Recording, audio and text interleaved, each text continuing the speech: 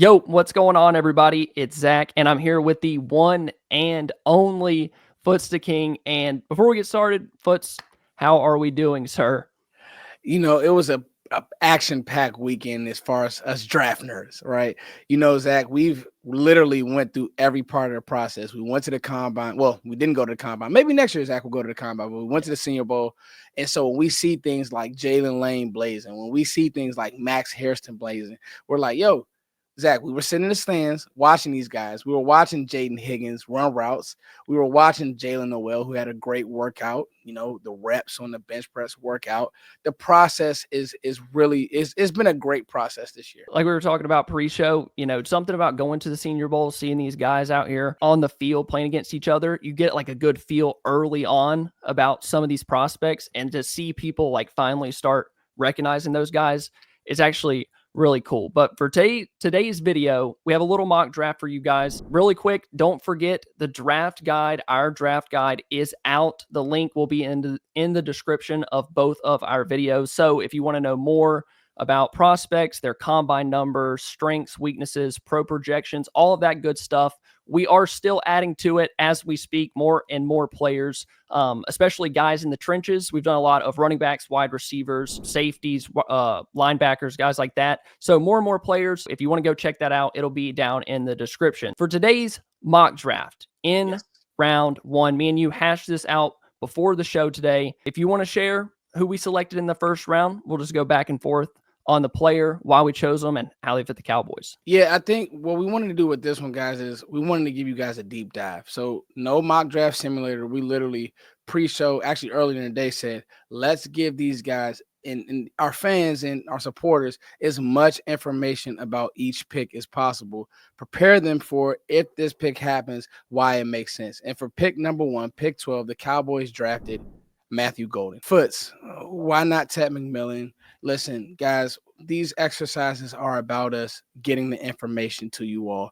And I got to say, there has not been a riser, and it's warranted when it comes to a Matthew Golden. So this isn't a John Ross, hey, he's really fast and he doesn't do football things well. This isn't a Henry Ruggs, hey, he's really fast. And I like Henry Ruggs at Alabama, but he doesn't do football things well. I'll never forget, Daniel Jeremiah early in the process said, and everybody loves DJ, he says, hey, Matthew Golden could end up being the first receiver taken in this class. And all he has done, his ace, he's aced the process. It is what it is. And I want to read you guys something. The fastest 40 of all the receivers, the fastest 10-yard split of all the receivers. So while his teammate Isaiah Bond was looked at as the speedster, this guy really took over the offense at Texas. And it happened towards the end of the year, and it happened in big games. You think about the Georgia game when they were struggling. He was able to make plays. He had a rep versus Arizona where it was a back shoulder a fade, and it wasn't like the cleanest thrown ball. But what was he able to do, Zach? He was able to adjust. He was able to restack. He has so many receiver chops. That is crazy. I went on a rabbit hole, Zach, down a rabbit hole, excuse me, and I'm watching his film at Houston. And what's he doing in Houston? He's returning kicks. He's an end-around guy. He's a speed-out guy. And then you watch the tape at Texas, and he's running digs. He's running down the field. He's running skinny posts. He's running past people. He's running a speed out. He's running corner routes. He has the full route tree, the full arsenal in his bag. And if you just watch him release,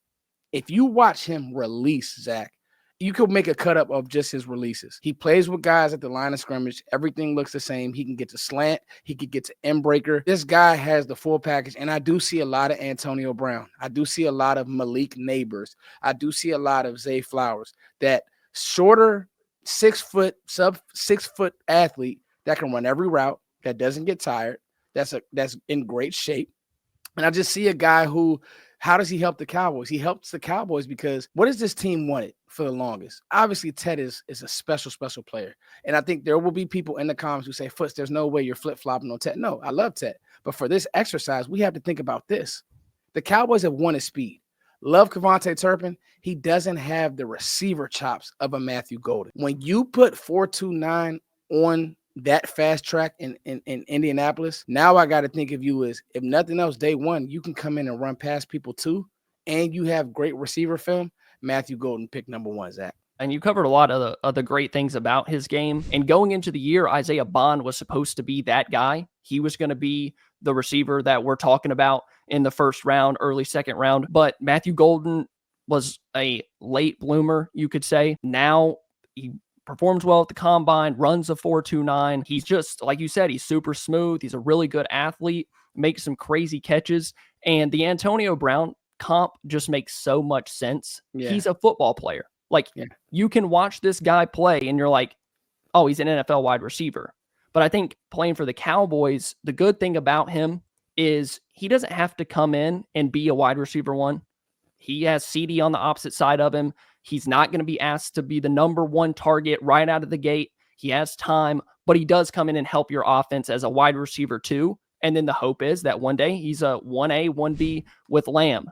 And then finally, you have weapons on offense. Hopefully Jake Ferguson gets back to where he was in 2023. So I love the Matthew Golden pick. I think people are going to be slower to get to that because we've heard Ted McMillan, we've heard Luther Burden, we've heard different names. But with Matthew Golden, as well as he performed at the combine and what he's put on film, he's on my radar at 12. So let's go on to round 2. And when we were talking about this mock after the Golden pick, I told you I wanted to get a running back. At pick 44, Ashton Jeanty, he's not going to be there. Omarion Hampton, he's not going to be there. If you have Hampton making it to 44 in your mock drafts, rip it up, start over, restart your browser, whatever. Caleb Johnson probably won't be there at 44 either. And as deep as this running back class is, I still just can't get off the idea that there's a couple of guys that kind of stick out in that upper echelon, like a Jeanty, a Hampton, a Johnson, and then you have Judkins, Henderson, guys like that. So in round 2, that's why I decided to go with Quinshon Judkins, running back, Ohio State. With Judkins, when you watch this guy at 6'1" or 6'1.5" at 221 pounds, the way his feet move, the explosiveness in short areas, the strength, and he really came on strong at the end of the year with Henderson as well. Henderson had a great end of the year too. Maybe the long speed holds him back from being that 1, 2, 3 in this class with Hampton and Jeanty. But with Judkins, I think you're going to look at the size, you're going to look at the foot speed, the agility, and say, you have your running back 1. If you want to pair him with somebody, that can be the plan later. Or you sign somebody in free agency, pair him with that, then you kind of have that Ohio State 1-2 punch. But I took Judkins. I think he's in that, not with Hampton, not with Johnson and Jeanty, but kind of right there at it. And I think if you want your running back like that, round 2 would be it. The interesting thing about Judkins was at Ole Miss, right? I thought of him as like this great creator, and I think he does have some of that in his bag. I think what happened was when you saw him next to Henderson, it was clear that Henderson had more speed, a little bit of a better creator. But I got to tell you, as good as Henderson was in the playoff, so was Judkins, especially in the championship game. I mean, he was awesome versus Notre Dame. You think about down the goal line versus Tennessee. He made big plays. He made tough runs. I like Quinshon Judkins. And I think he's the last of that tier that could come in day one and probably take the job if Rico comes back. If not, and you sign a guy, you know that it would be 1-2 with that 2 being Judkins, eventually being your 1, and you will feel good about it. He has an NFL body, like you mentioned, at 221. And the athletic testing was pretty decent. I mean, I think he was a sub 4 guy or 4.4. He was sub 4.5. He was like so 4.45. So yeah, I mean that's fast enough. And even the guy like Caleb Johnson who ran sub 4.57, his football speed is fast enough. Judkins' football speed is fast enough. Now he's not electric, i.e. Henderson or Jeanty, but down in and down out, he can create enough. He can run through your face. I think that he brings an attitude to this run game where that's the last back that has everything that you would want: size, speed, creativity. So I think if you thought that you were going to be able to wait and get him maybe in the 3rd, that's not going to happen. You would have to draft him at 44. So I like the pick, Zach. So we get to round 3, and we decided on a guy that really stood out to us at the Senior Bowl. Day 1, we hadn't been there 15 minutes, and that is Joshua Farmer, the defensive tackle from Florida State, in the 3rd round. So Josh Farmer is really interesting because you guys should be familiar with that name if you watch me and Zach and you've followed this journey. From the moment the first D-line drills, who's this Florida State kid? And I'll be honest, I didn't know who he was.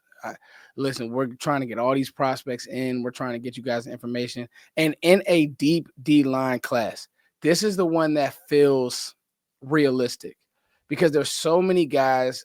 We don't know who's going to go where. We don't know if there's going to be a run. And let's say there's a run on receiver. Let's say there's a run on tight end and it pushes some of these D linemen back. You could end up with a guy like Farmer staring you in the third round, and I take him over some of these linebackers and even over these corners. Let's talk about him. 80 career tackles, 30 tackles for loss. That's what I saw at the Senior Bowl right there over his career. Now, he jumped on the scene, Zach. I was doing some research. He jumped on the scene last year. So on that line with Jared Verse and Braden Fisk, he had like 7 or 8 tackles for loss. So he was in the game as well. Like he wasn't just, a rotational guy. He was making plays. And he's a 3-tech through and through. He has a great push-pull, just a very active guy, high motor, amazing first step. And if you watched his drill work, everything checks out. Now, is he going to be your one tech, your one stopper? No, but he's active versus the run. That's the difference. He really is Oso Odighizuwa, who it's been reported that Cowboys do want to bring him back. That would not stop me from drafting a guy like Farmer, because if you can have as many good, active D linemen, sign me up. Go watch his figure 8 drill. All my fans on here, all my draft community, go watch his figure 8 drill. The way he's able to turn, he's able to bend. As a D tackle, that's what you want. Loose hips, great hands. He doesn't look clunky. He looks very coordinated, and it shows. He's a defensive lineman who has a plan. I really, really like Josh Farmer at pick. What pick would that be? 176, whatever the pick is, third round. I like Josh Farmer. It was the first name that we pointed out when we got to the Senior Bowl. He was bullying some of those interior guys, especially in the one-on-one drills. Yes. Just the power, the hands when he hits guys. There were some when they were running teams, like he was knifing into the backfield, like you said, 30 tackles for loss during his career at Florida State. Joshua Farmer is a top 41 player on Daniel Jeremiah's board right now. Other places I don't even think PFF has him on their big board. And so that's the D-line class, right? Exactly. That just speaks to the D-line class. How many names? And Joshua Farmer in the third round. And like Foot said, you probably heard the name if you watched us talk about it, but it kind of feels like a steal based on what we've seen from him. So round 3, Joshua Farmer.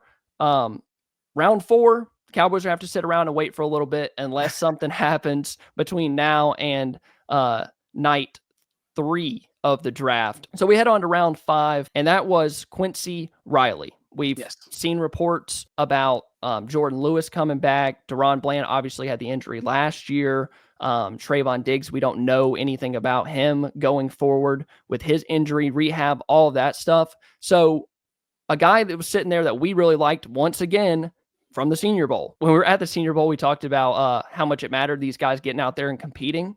And Quincy Riley was great. His 2023 season was better than his 2024, and that might cause him to maybe slip into the 5th round where you can get a guy that we like so much. And what I really liked about him down in Mobile was his ability to mirror guys. He could flip his hips. He runs really well. The recovery speed is good. He turns his head, locates the ball. Like it looks natural to him. And going into the league, some of these corners, they can't do that. They get handsy. The ball's in the air. They start grabbing, tugging, pulling on guys. Quincy Riley didn't do that. He looked comfortable, and I think there's a chance that he could play in the nickel too. Like he could play inside or outside. I think he moves that well. With the Cowboys, the question marks around the cornerback position with Diggs, with Bland, with Lewis, I think you got to go find a corner. Quincy Riley was the pick in the 5th round. I think when we were at the Senior Bowl, we said this, Zach. We said we like Maxwell Harrison the most at the DB spot. Guys like Darian Porter, he's going to fly up boards, but I'll be honest, even with his 40, and you got to watch the tape, I wasn't that impressed. So this is what we mean by do surgery, do the homework on some of these guys, because when you watched him at the Senior Bowl, he struggled to turn. And outside of that Iowa game with Porter, yes, he had the big numbers in that Iowa game, but the tape just isn't that clean. But with Quincy Riley, the tape is clean. The only issue I would probably say was his size, but he battled well. He is a scrappy corner, and he just looks like he has more juice than Kalen Carson.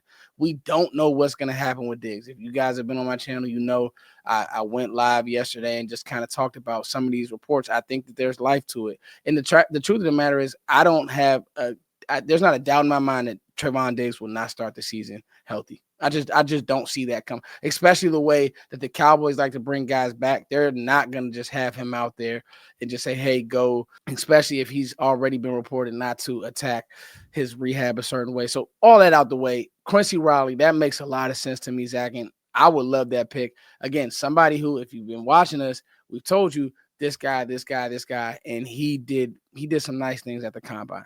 All right, it's on me, Zach, and the Cowboys reported that they are, and when the Cowboys, Stephen Jones said out his mouth, we want to get younger at quarterback.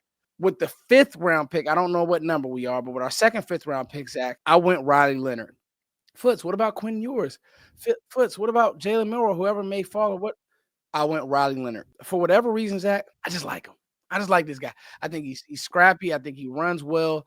I thought the Georgia game showed a lot. They're running QB power. He's not scared. He's not backing down. I thought that he played well enough versus Ohio State. To me, this guy doesn't have a big arm, but he has nice size.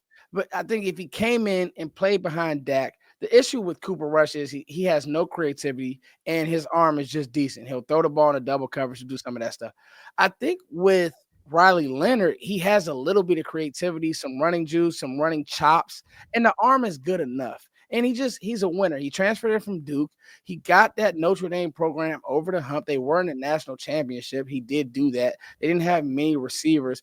Yes, they had Love in the backfield. But to me, I just like his vibe. And I think that if he could come in, sit, learn behind Dak, you never know what could happen. And we got to be honest, Dak has had some injuries, and you don't want another season derailed. I would like Riley Leonard in the 5th round, Zach. At this point, getting a quarterback in the 5th round, they're all going to have their lumps. There's going to be things that you don't like about this quarterback or this quarterback. That's the truth with first round quarterbacks. But with Riley Leonard, some of the athletic things that he can do outside the pocket maybe give him a chance that if he had to play, that he can stay ahead of the sticks. He's not taking sacks like Cooper Rush, where he's not in 2nd and 18 because he literally cannot move out of the pocket.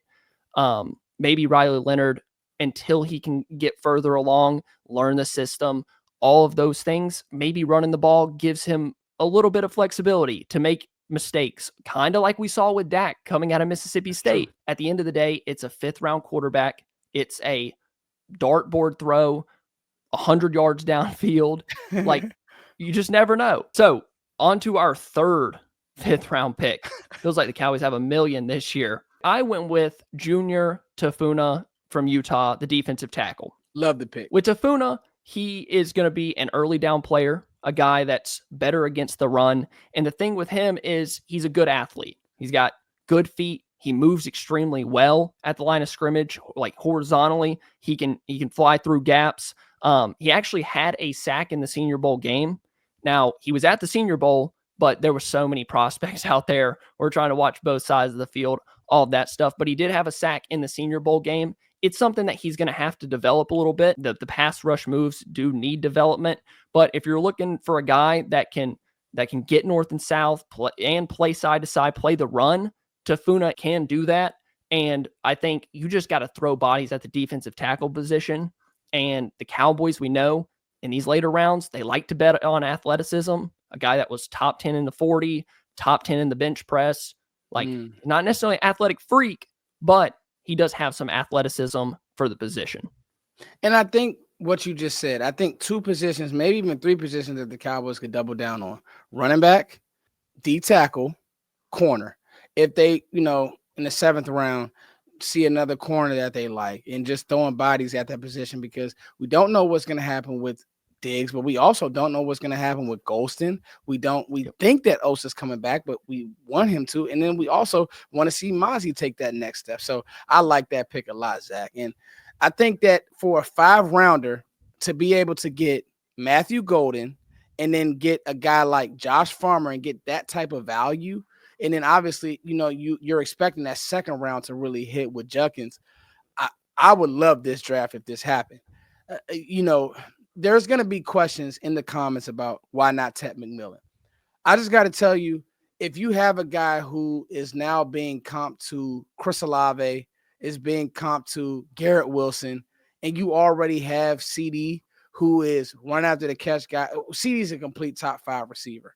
Yep. So if you have a guy who can be your route runner, stretch the field guy early on, man, sign me up, Zach. And I think that's going to probably be the biggest question for people in this mock. And remember, if there's something that you guys will want to do, drop it in the comments. But for me, I feel like this is the most realistic we could get directly after the combine with no real new breaking news. I really like it too, especially Golden at 12, getting CD a running mate, helping this offense. Joshua Farmer, like you said, that's our guy that we've already stamped that. So if he's bad, we never said that. We don't even know Joshua Farmer. We don't know who he is.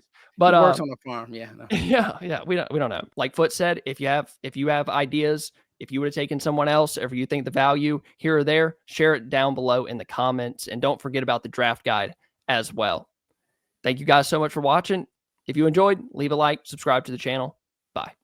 We love you.